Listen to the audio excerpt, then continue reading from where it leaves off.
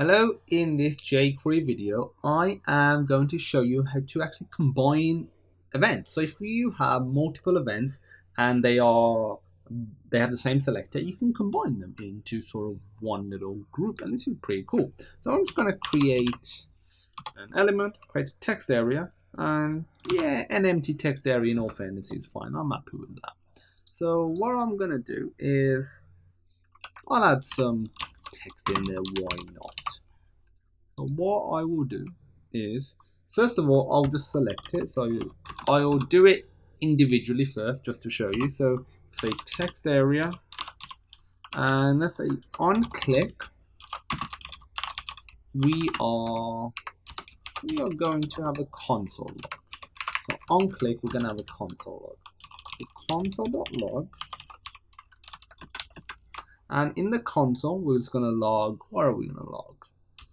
Text area is clicked. Next, we are going to detect when the mouse has entered it. So we're going to say mouse enter.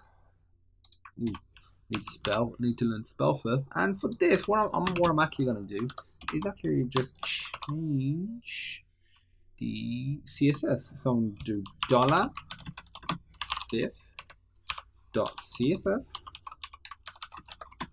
and I've got a separate set of videos in the series covering all of the CSS stuff, so feel free to check them out for more information. But just know all we're doing is changing the color to red, and on mouse leave we're going to change it back essentially. So on mouse leave we'll change it back to white. And you could put a hexadecimal value here as well. Anything that you would put normally after the colon in CSS, you can put right here. So if I reload, and as you can see, it does that. And if I click it, it says text R. It should say text area is clicked. Text R is clicked. Okay, so that's all right. But what we can do is actually combine it. So to combine it, like I said, we just do one selector.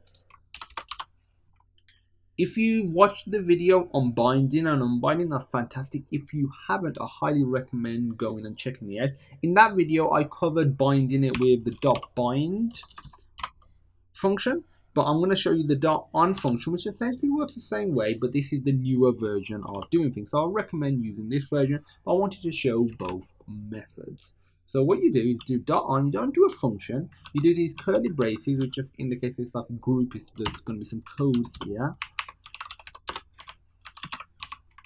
And because this isn't on any particular event, it's on all of these, what we do is we put the event.